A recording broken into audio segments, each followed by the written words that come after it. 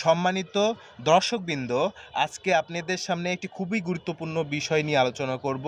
অবশ্যই ভিডিওটি শেষ পর্যন্ত দেখবেন। আমরা কিন্তু দৈনন্দিন জীবনে বিভিন্ন সমস্যার সম্মুখীন হই, সেক্ষেত্রে কিন্তু আমরা আদালতে মামলা করে থাকি এবং বিশেষ করে মামলা যখন করি তখন কিন্তু একটি মামলা নম্বর দেওয়া হয়। এই নাম্বারটি কিভাবে দেওয়া হয় সেই বিষয় নিয়ে আলোচনা করব। তো প্রথমত যখন আমরা মামলা দায়ের করার জন্য একটি উকিলের কাছে যাই, তখন উকিল কাগজপত্র নিয়ে আদালতের কাছে আবেদন জানায়।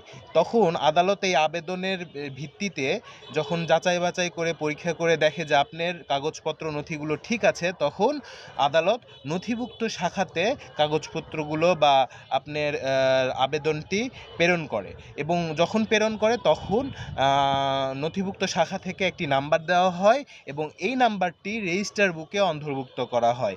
তারপরে পরবর্তীতে যত বিচারিক কার্যক্রম আছে, সমন থেকে আদেশ, ডিগ্রি থেকে যত বিচারিক কার্যক্রমগুলো আছে, সবগুলো এই নাম্বারের ভিত্তিতে কিন্তু দেওয়া হয়।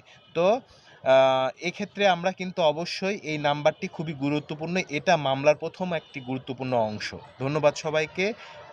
পাশে থাকেন। সম্মানিত দর্শকবৃন্দ, আজকে আপনাদের সামনে একটি খুবই গুরুত্বপূর্ণ বিষয় নিয়ে আলোচনা করব। অবশ্যই ভিডিওটি শেষ পর্যন্ত দেখবেন। আমরা কিন্তু দৈনন্দিন জীবনে বিভিন্ন সমস্যার সম্মুখীন হই, সেক্ষেত্রে কিন্তু আমরা আদালতে মামলা করে থাকি এবং বিশেষ করে মামলা যখন করি তখন কিন্তু একটি মামলা নম্বর দেওয়া হয়। এই নাম্বারটি কিভাবে দেওয়া হয় সেই বিষয় নিয়ে আলোচনা করব। তো প্রথমত যখন আমরা মামলা দায়ের করার জন্য একটি উকিলের কাছে যাই, তখন উকিল কাগজপত্র নিয়ে আদালতের কাছে আবেদন জানায়। তখন আদালত এই আবেদনের ভিত্তিতে যখন যাচাই বাছাই করে পরীক্ষা করে দেখে যে আপনার কাগজপত্র নথিগুলো ঠিক আছে, তখন আদালত নথিভুক্ত শাখাতে কাগজপত্রগুলো বা আপনার আবেদনটি প্রেরণ করে এবং যখন প্রেরণ করে তখন নথিভুক্ত শাখা থেকে একটি নাম্বার দেওয়া হয় এবং এই নাম্বারটি রেজিস্টার বুকে অন্তর্ভুক্ত করা হয়। তারপরে পরবর্তীতে যত বিচারিক কার্যক্রম আছে, সমন থেকে আদেশ, ডিগ্রি থেকে যত বিচারিক কার্যক্রমগুলো আছে, সবগুলো এই নাম্বারের ভিত্তিতে কিন্তু দেওয়া হয়।